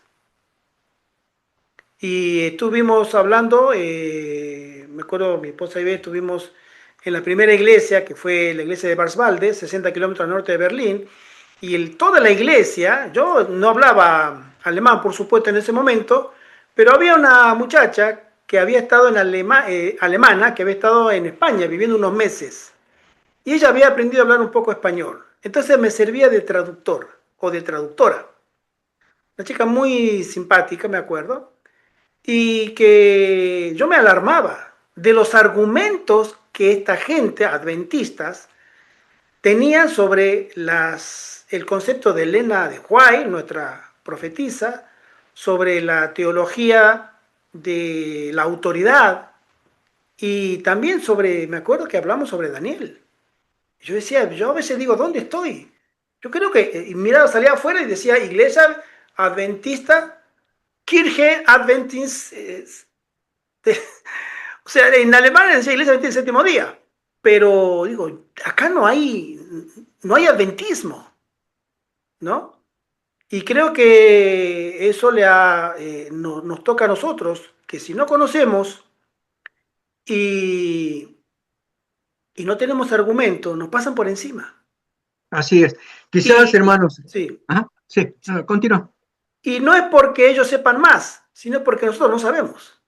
Sí, creo que ese es el postulado, que no deberíamos sorprendernos de cosas que iremos observando con el paso del tiempo, pero sí sorprendernos si es que nosotros no asumimos un rol más protagónico de estudio, de preparación, que Dios exige que seamos como Daniel en su momento, que fue excelente, joven en su preparación, en su juventud, él se entregó de lleno al estudio y dependió totalmente de Dios para desarticular todo un sistema, como fue nada menos que durante los sueños que tuvo Nabucodonosor, capítulo 2, capítulo 4, Belsasar, capítulo 5. Ahí surge Daniel. Bueno, hoy lo mismo. Entonces somos llamados, y por lo tanto, hermanos, este es un humilde aporte, que participemos en estos estudios, en reacciones. Hoy apenas conversamos este tema en la introducción, y ya luego iremos viendo en las reuniones que vienen, versículo por versículo, iremos avanzando. Y especialmente concentrarnos en Daniel, que es nuestro héroe, para que luego él nos inspire a que cómo haríamos nosotros en nuestros días también. Al igual que él, que tenemos que enfrentar un sistema muy pesado de espiritismo actualmente. Y Dios tiene premio para esos hijos que deciden estudiar y aplicarse como lo hizo Daniel en sus días. Así que, muy bien, hermanos, quiero invitar si habrá tal vez otro hermano o hermana que quiera apoyar o participar. Tal vez haya comentarios en el chat, es posible, que haya hermanos que hayan escrito también comentarios. El hermano Carlos. Si tú ves algo, Ivette, ahí en el chat. No hay nada hasta el momento. Muy bien. No, pero sí, el hermano Carlos levantó la manita, pero hay un comentario de nuestra querida hermana Judith que dice, este tema para mí es muy complicado. La verdad le pido a Dios más Espíritu Santo para que me dé entendimiento. Y creo que ese debe ser el pedido de cada uno de nosotros. Pero agrego también que es complicado, no lo niego, pero es la primera parte, que era solamente la parte crítica. El resto va a ser estudio ya directo de los versículos bíblicos, hasta que nos vayamos acostumbrando. Y es que Daniel tiene que ser defendido porque nos vamos a encontrar con enemigos y Dios quiere la excelencia de nuestra parte. Y Daniel es un libro accesible, no es difícil de entenderlo, es muy simple y sobre todo con mucha luz para los días finales. Así que creo que si perseveramos, Dios va a premiar el esfuerzo de seguir estudiando este libro. Amén.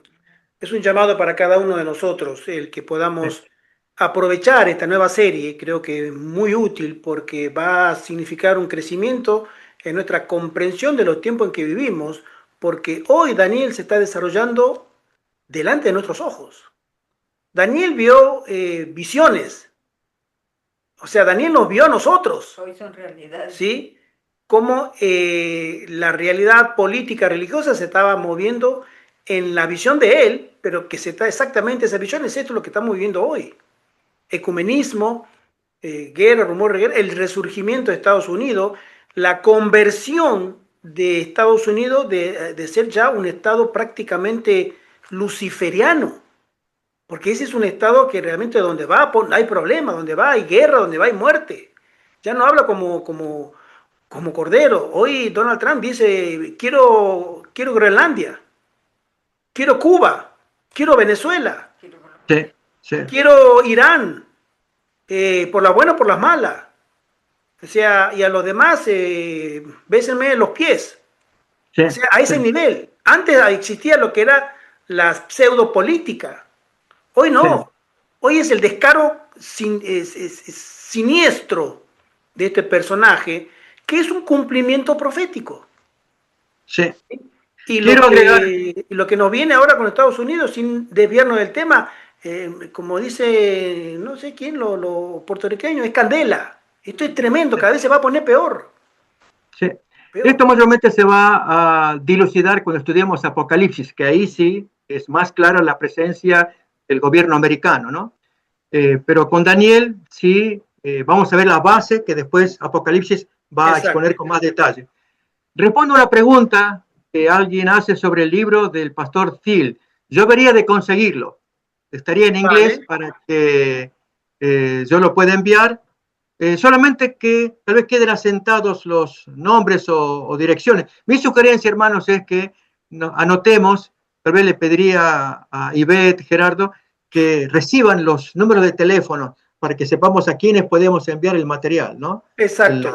Los Aquellos que estén PDF. interesados, sí, lo quiero Eso comentar, aquellos que estén interesados en poder recibir la traducción del libro que el pastor está comentando, este servidor se va a tomar la tarea de traducirlo y que nos dejen ahora en el chat su número de teléfono para que lo podamos incluir en el grupo, si no están incluidos ya, en el grupo Saeta o Haciendo su Voluntad o Puesto de Avanzada Redención, para que podamos distribuir las copias de este Eso es. material que el pastor nos va a pasar. Acá hay un Eso. comentario, dice, gracias a Dios por este tema y por esta introducción. Siempre he querido aprender sobre Daniel y Apocalipsis porque son los libros que tenemos que estudiar y predicar en estos tiempos finales.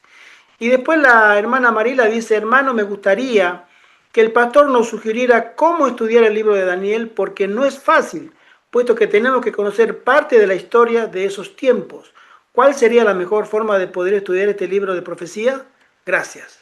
Yo voy a compartir un estudio muy bonito dedicado a las familias del pastor C. Mervyn Moore.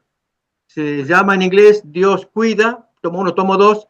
Yo lo voy a traer, está en PDF, está en español. Yo lo envío también para que lo podamos estudiar. Y ahí ver versículo por versículo, muy bonito, ¿no?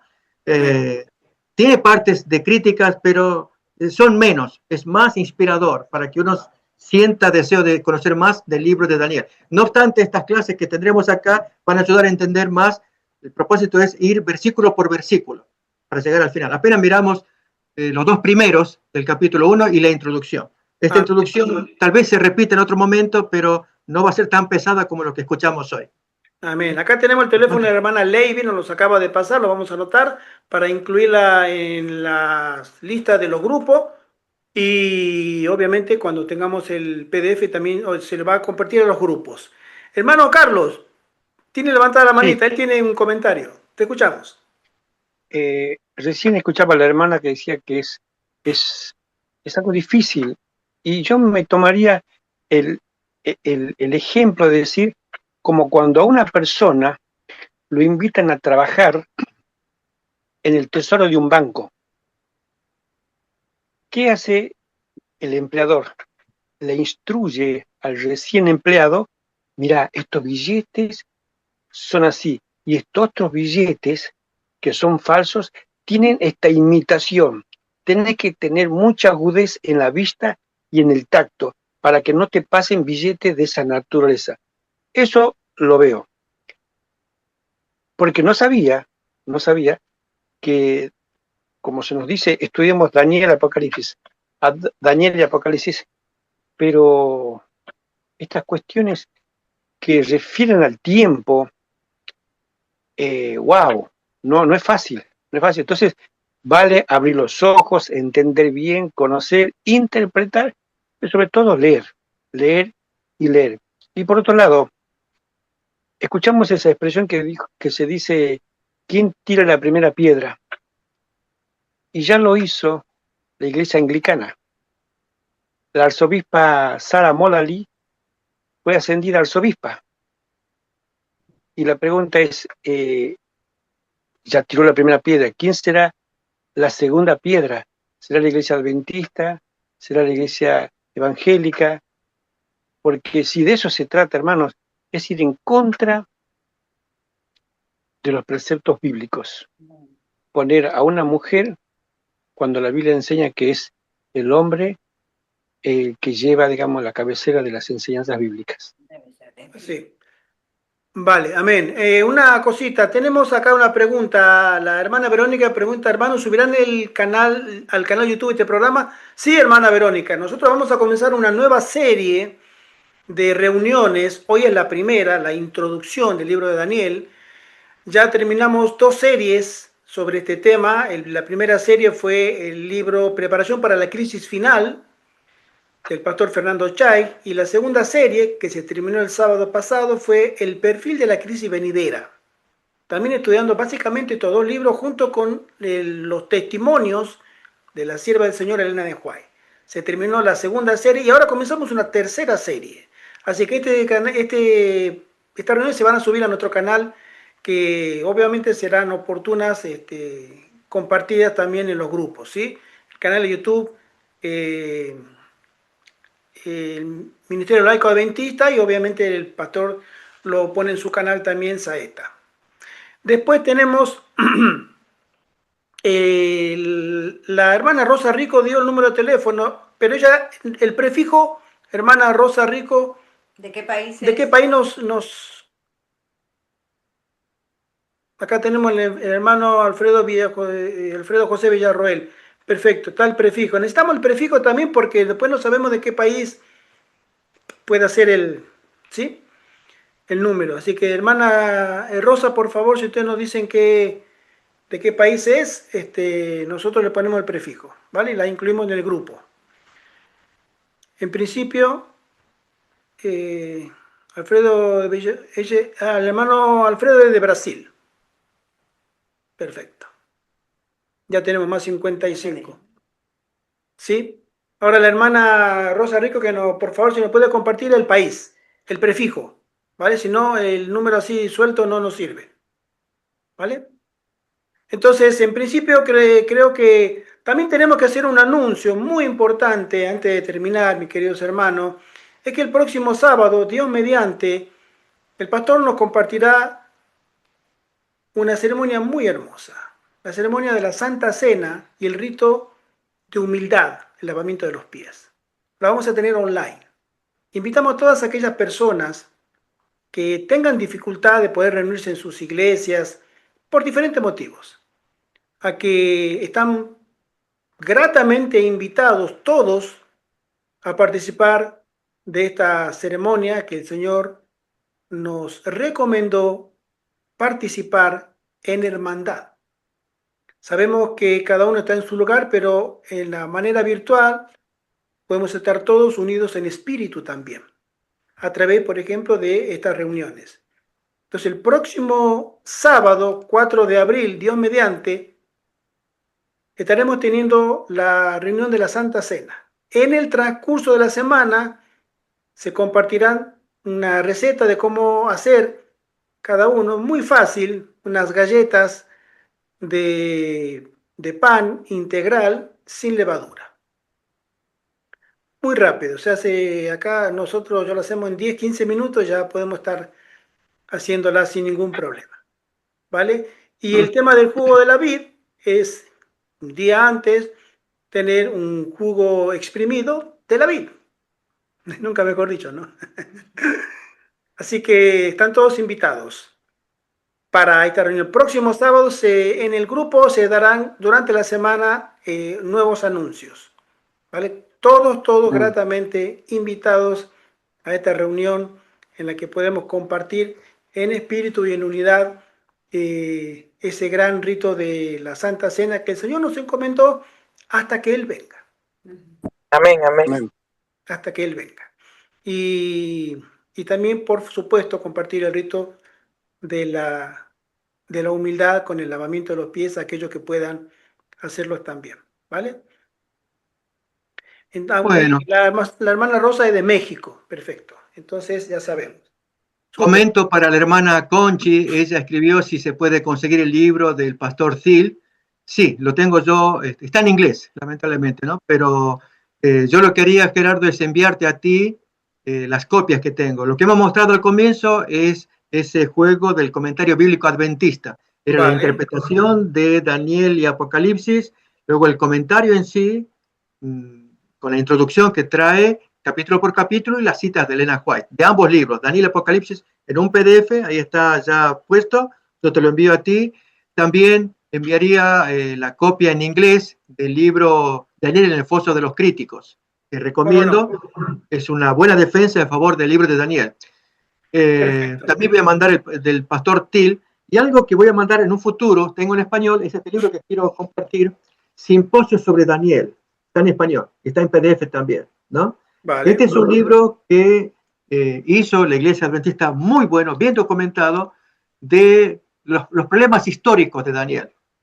O sea, todo aquello que hemos escuchado de la crítica que se le hace a Daniel, y especialmente si vivió en el siglo VI de Nabucodonosor o en el siglo II de los Macabeos, aquí está la prueba que refuta esa teoría. Buen material en PDF, también lo quiero enviar a ti, Gerardo, y los hermanos que lo pidan, te lo piden a ti, y van leyendo, o sea, los que tienen tiempo van leyendo.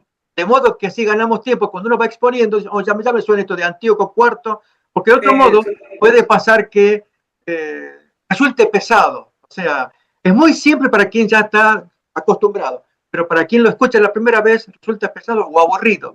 Y esto tiene que ser muy, no sé si entretenido, muy vivaz, porque tenemos que enfrentar el mundo, como Daniel a Babilonia, Daniel a los magos, Daniel al espiritismo. Él fue llamado para eso.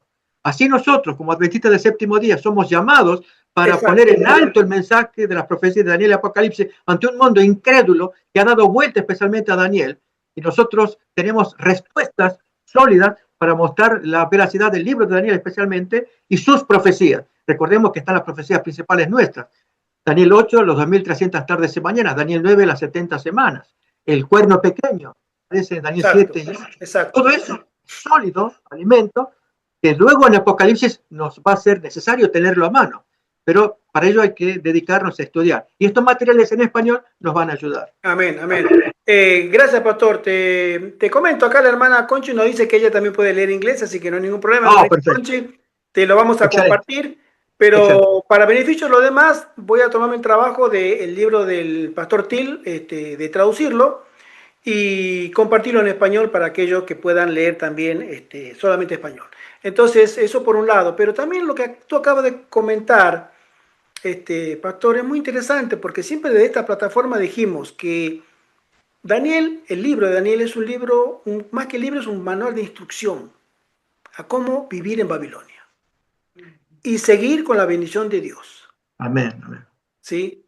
Y hoy más que nunca, el método de vida que, como se dice en el primer capítulo de Daniel, se propusieron ellos, ¿no? Sadrach, Mesach, Abednego y Daniel, los amigos, los cuatro, para en el medio de Babilonia permanecer fieles. Y nosotros al final del tiempo estamos en Babilonia, la espiritual, la mundial, la que es global, esta Babilonia que lo absorbe todo, pero podemos seguir siendo, si nos proponemos en el nombre del Señor y para gloria de su nombre, seguir siendo santos. Y la vida de Daniel, entre también los compañeros, su forma de vivir, de comportarse, de enfrentar el conocimiento de Babilonia con el conocimiento del Altísimo, les valió que hayan sido fieles testigos. Amén. Y esa es una enseñanza para hoy, para cada uno de nosotros. Porque no se trata, como muchos hermanos y hermanas lo sostienen, que dicen, bueno, pero hermanito, crucémonos de brazos que el Señor va a cuidar de su iglesia. No, nunca. Nosotros estamos llamados a ser portaestandartes, ¿sí? No estamos llamados a ser guerreros sentados en una silla, estamos llamados a tomar las armas, tanto de la palabra de Dios, como por supuesto de toda la armadura. Hermano, porque lo que viene acá es una batalla espiritual de dimensiones épicas. Y solamente aquellos que estén preparados y que se preparen para una guerra espiritual podrán sobrevivir. Amén. ¿Sí? Amén. Entonces, esa es una enseñanza muy específica de que ellos, si pudieron sobrevivir en Babilonia y mantenerse rectos y fieles, nosotros también podemos hacerlo. A esto agrego que ellos hicieron triunfar la verdad de Dios en Babilonia. Hoy estamos siendo llamados a hacer exactamente lo mismo. Tiene igual que hacer triunfar el mensaje que tenemos de parte de Dios, que se le ha dado al pueblo adventista, hacerlo triunfar en la moderna Babilonia. Amén, amén. Hermanita Judith, tú levantaste la manita. Sí, hermanos, bendecida tarde, feliz sábado para Bendecido. todos. Bendiciones, Ya los hermano. extrañaba mucho, es un gusto volver a entrar Nosotros a también te su... extrañamos, sí, claro que Y sí. sobre todo con este temazo que justamente la semana pasada soñé y se me vino en ese sueño, Daniel, Daniel, Amén. Daniel, y estaba en mi Amén. mente resonando, ya abro el grupo y hablando de Daniel dije, definitivamente, Señor, tú quieres que estudie Daniel, que es un libro que la verdad es, para mí es muy complicado, pero es para estos tiempos, sé que lo tengo que examinar con lupa. Toda esta información me parece de suma importancia, los tiempos, los lugares, todo es muy importante para tener un entendimiento. Entonces, pues también lo que entiendo es que, bueno, ellos fueron cautivos en Babilonia. Bueno, sí, los llevaron a Babilonia, ¿verdad? No fueron por su propia voluntad, pero también veo que ellos y sus amigos fueron preparados por sus padres, sobre todo en el amor a nuestro amado Jesucristo, a Dios, ¿verdad? Amén. Como ellos, a pesar de estar en ese lugar, en Babilonia, que viene siendo el sistema al que pertenecemos ahorita, porque digo, el pueblo de Dios nunca debió de estar en el sistema, o sea, siempre debió de ser en las montañas, siendo autosustentable, fuera de todo el sistema babilónico, ¿verdad?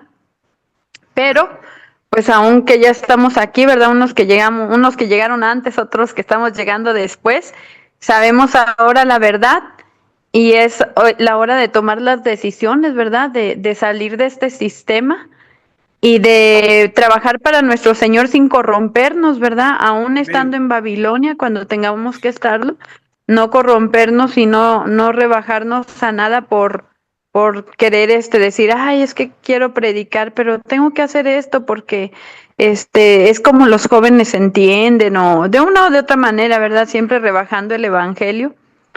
Entonces, tenemos que aprender mucho de Daniel y de estos jóvenes hebreos que fueron fieles todo, aún sobre todo, como decía una hermana, es que lo que tenemos que llevarnos a final de cuentas es el carácter. Le digo, sí, hermana, pero sin un cambio de alimentación no lo vamos a lograr porque la alimentación es la Así es. base, es el punto para poder cambiar ese carácter. Si tú quieres reflejar a Cristo en Babilonia, ¿cómo lo vas a hacer si eres tan normal y semejante al mundo? A todos los babilónicos, le digo, no, es imposible. Entonces tenemos que irnos al desierto, desaprender todo esto y aprender más de Cristo para poderlo reflejar. O sea, son muchas enseñanzas que yo encuentro en Daniel y sus amigos. Amén. Amén. Amén. Amén. Muy cierto, hermanita, y comparto completamente tu posición. Fíjense ustedes que el pastor al comienzo dio un ejemplo sobre lo que sería el libro de Daniel y las críticas que le da, ¿no? Daniel en el foso de las críticas y la victoria. Pero recordemos que el libro de Daniel comienza con una propuesta personal de cada uno de ellos, los cuatro, que se propusieron en su corazón no contaminarse. Todo lo demás viene a partir de esa propuesta de decir, Señor, nos mantendremos fieles, o puros, o nos mantendremos limpios. Al día de hoy, sabemos por la sierva del Señor que nuestra vida espiritual y por ende nuestro crecimiento espiritual está directamente proporcional al plato de comida que tenemos todos los días. Eso es no negociable. Aunque hay hermanos a bendita que dicen, sí, pero no esto, aquello. Cada quien se propone lo que quiere en su vida. Pero los siervos del Altísimo que vivieron en Babilonia y quisieron permanecer puros y con la bendición de Dios, propusieron no contaminarse. Y creo que eso es una enseñanza muy clara para nosotros hoy, porque, como tú lo dijiste recién, hermana Judith, es muy importante que resguardemos el tema de la reforma por salud. Ellos lo hicieron en Babilonia, ojo, en Babilonia. Y nosotros estamos llamados a repetir su experiencia. Entonces, entre otros consejos, por supuesto, es muy importante que tengamos en cuenta este.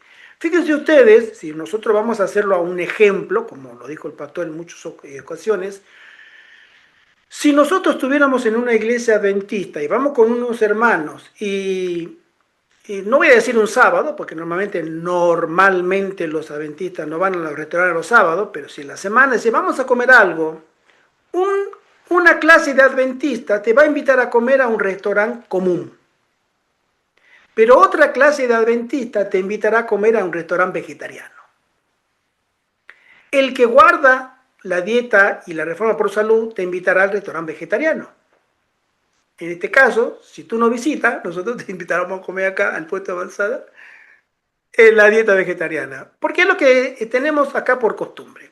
Pero hay otro adventista que no, te va a decir, no, es lo mismo, vamos. Ahora, en la vida espiritual pasa exactamente lo mismo. Si tú te vas a poner a tener una experiencia con Dios, puedes tenerla de las dos formas, pero los resultados van a ser distintos.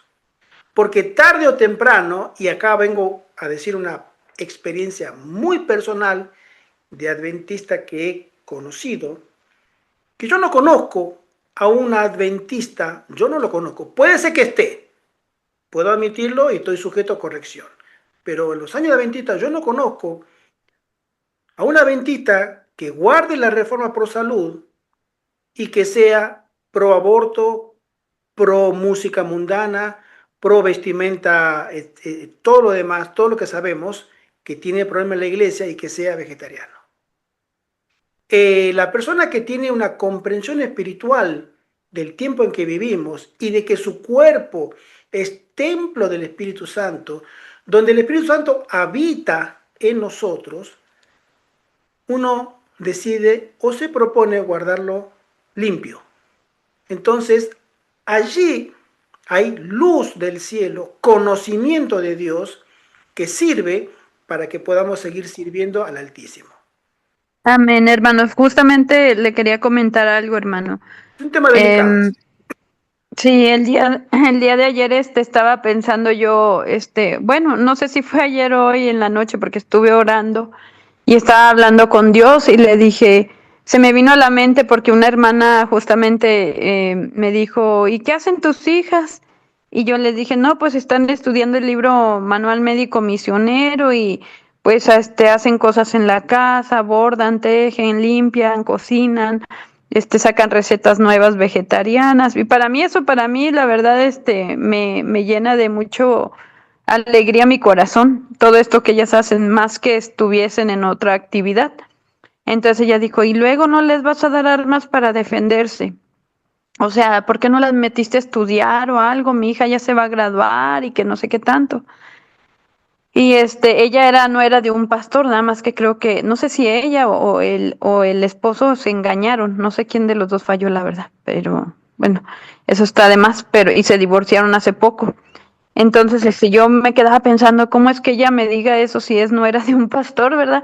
Y luego ella me dijo, es que les debes de dar armas para que ellas se preparen en este mundo. Y yo le dije, pues para mí, entonces yo estaba pensando en la noche que estaba haciendo mi oración, le dije, Dios, me acuerdo ese día que yo no mandé a mi hija a la universidad porque ella iba a estudiar medicina. Y me acordé de ese día y dije, pero Señor, realmente yo creo que tomé la mejor decisión que mi hija se educara en las cosas que tú has ordenado, porque existe una verdadera educación. ¿Cuál es la falsa? Si hay una verdadera, ¿cuál es la falsa, verdad? Entonces yo dije, Señor, creo que, no lo creo, dije, estoy segura que he tomado la mejor decisión para mis hijas, tus hijas, a quien yo puse en tus manos. Porque si Ana confió a su niño de 3 años con Samuel, imagínense quién dejaría a su hijo de 3 años en un lugar, pues era tanta su confianza en Dios. Yo le dije, así me siento yo, que he tomado la mejor decisión para mis hijas, educarlas para el reino de los cielos, que para este mundo. Porque si las hubiera llevado a esas escuelas babilónicas, mis hijas, yo no sé cómo estuviesen pensando ahora, yo no sé qué luchas tendría con ellas en este momento, ¿verdad? De que estuviesen, no sé, buscándose un novio en yugo desigual, o no hubiesen acabado la carrera, o ya se hubieran ido a ganar dinero, no sé cuál hubiese sido el final de esa historia, ¿verdad? Pero le agradezco tanto a Dios porque no fue fácil tomar la educación. Para mí, cuando yo conocí esta historia de los hebreos, de estos jóvenes, a mí me impactó, y sin conocer mucho de la verdadera educación, yo tomé la decisión de que mi hija no asistiría a estas escuelas. aún en la iglesia me miran como que yo estoy mal, ¿verdad? Pero no me interesa porque yo sé lo que he hecho, porque yo quiero prepararme con mi familia para morar en ese lugar celestial. Y he Amén. hecho cambios en muchas cosas para honra y gloria de Dios, desde mi vestimenta, cómo hablo, bajar de peso, transmitir, reflejar a Cristo, hacer muchas cosas, ¿verdad? Pero no es porque alguien me obligue, es por amor a Cristo, porque quiero reflejar a Cristo. Y ahora mi más grande preocupación es que Cristo mismo me saque de aquí. Se lo estoy pidiendo, le digo, Señor, así como a Lot lo fuiste y lo jalaste con esos ángeles, sácame a mí, pero que no sea en una huida, sino que sea en una preparación, ¿verdad? Hoy que todavía hay un poquito de tiempo, que lo hagas para que podamos estar preparados, porque una cosa es estar preparados y otra cosa es huir. Entonces, esa es mi preocupación más grande y pues hoy también les quiero pedir oración por mi hija porque le dieron el culto joven.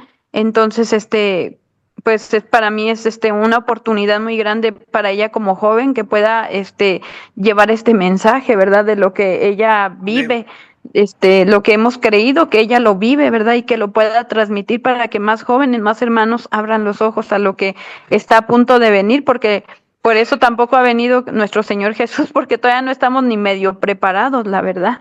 Entonces estamos por el amor y la misericordia de Dios y le agradezco a Dios por todos aquellos que ya han podido salir en esos puestos de avanzada y como también he dicho, es que estos puestos de avanzada no avanzan mucho porque los hermanos que quieren salir y no tienen, quieren ir como de vacaciones y no hacer nada. Y muchos de los hermanos que tienen el puesto de avanzada quieren los esclavos, entonces le digo, lo digo por, perdón hermanas, es que lo digo por una hermana que así pasó. Ella iba con el afán de ir a un puesto de avanzada y la hermana que yo creía que quería hermanos misioneros para avanzar en el puesto porque eran personas mayores, pues resulta que querían pues personas de limpieza. Entonces le digo, Señor, este pueblo está bien difícil, Señor, pero yo creo que si todos en el sentido de avanzar.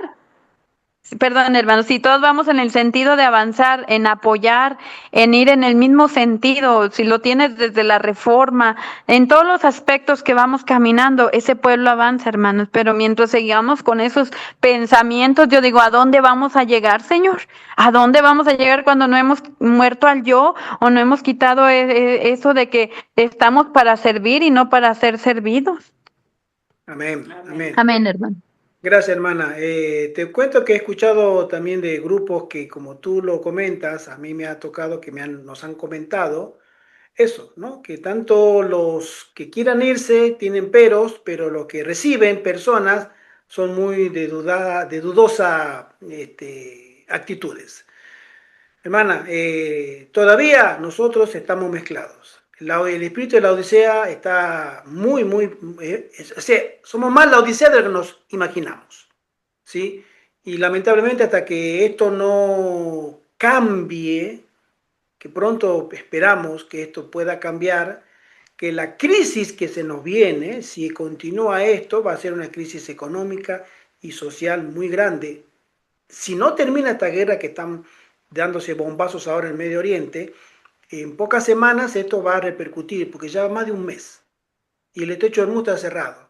O sea, tenemos una crisis a la puerta, con nombre y apellido, estrecho de Hormuz, ¿sí? Entonces, esto se va a acelerar.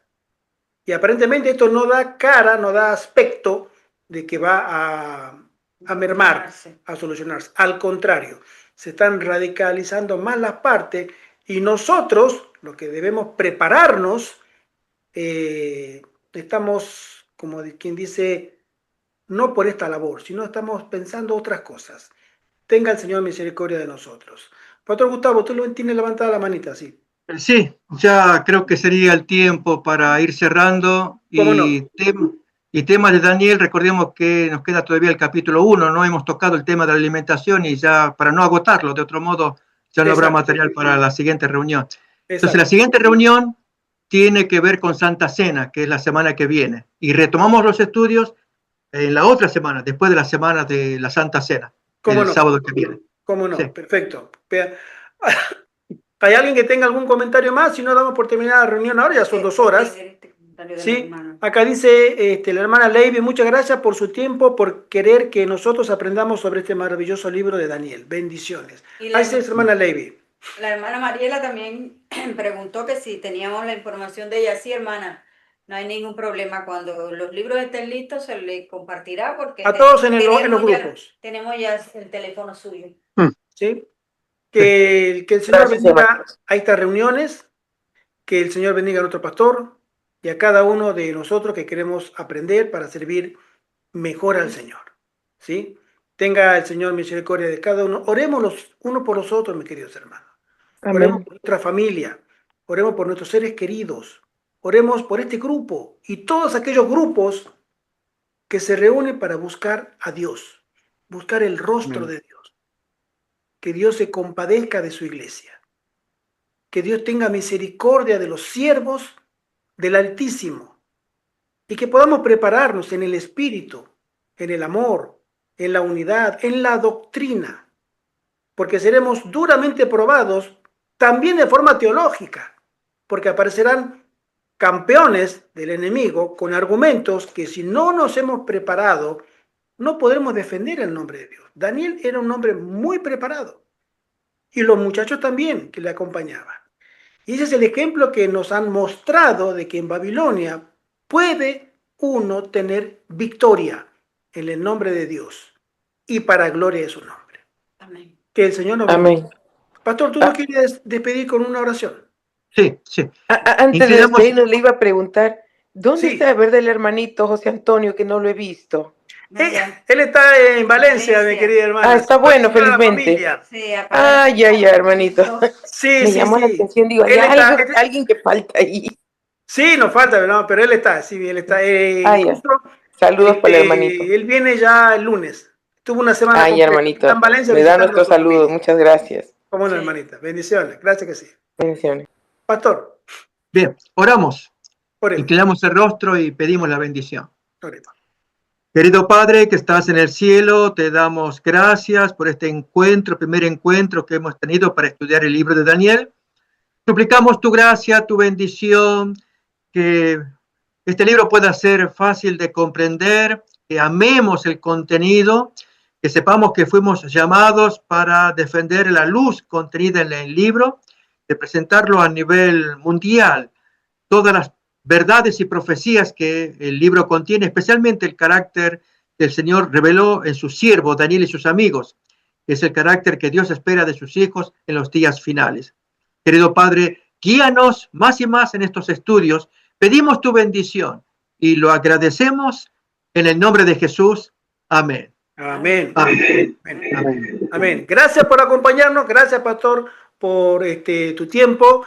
Nos veremos Dios mediante el próximo sábado para la Santa Cena y después continuaremos con esta serie que es el comienzo recién, mis queridos hermanos. Tenemos muchísimo para ver. Amén. Hay un anuncio que dice acá la hermana Judith. Oremos que Dios nos ayude a prepararnos. Gracias por este gran tema. Dios les bendiga. Les pido oración por mi hija Jerusalén para que Dios la llene de su Santo Espíritu. Amén. Y después la querida Arturo Sánchez dice amén, amén, amén. La hermana Rosa, y después la hermana Rosa Rico dice gracias por el estudio de esta tarde, ha sido de gran bendición. Muchas gracias y bendiciones para todos de la hermana Concha. Nuestra Concha, y siempre saludo desde aquí para todos los hermanos, nuestra querida hermana Concha que nos acompaña acá desde España, así que no estamos solos. Que el Señor le bendiga. Feliz tarde de sábado. Feliz tarde de sábado. Feliz tarde de sábado. Y feliz semana también. Y para feliz todos. semana para todos también. Sí, que el Señor le bendiga. Maranate, mis queridos hermanos. Gracias. El Señor viene pronto. Amén. Amén. Adiós. Gracias, hermanos. Un abrazo en Cristo. Que Dios me los bendiga. Amén.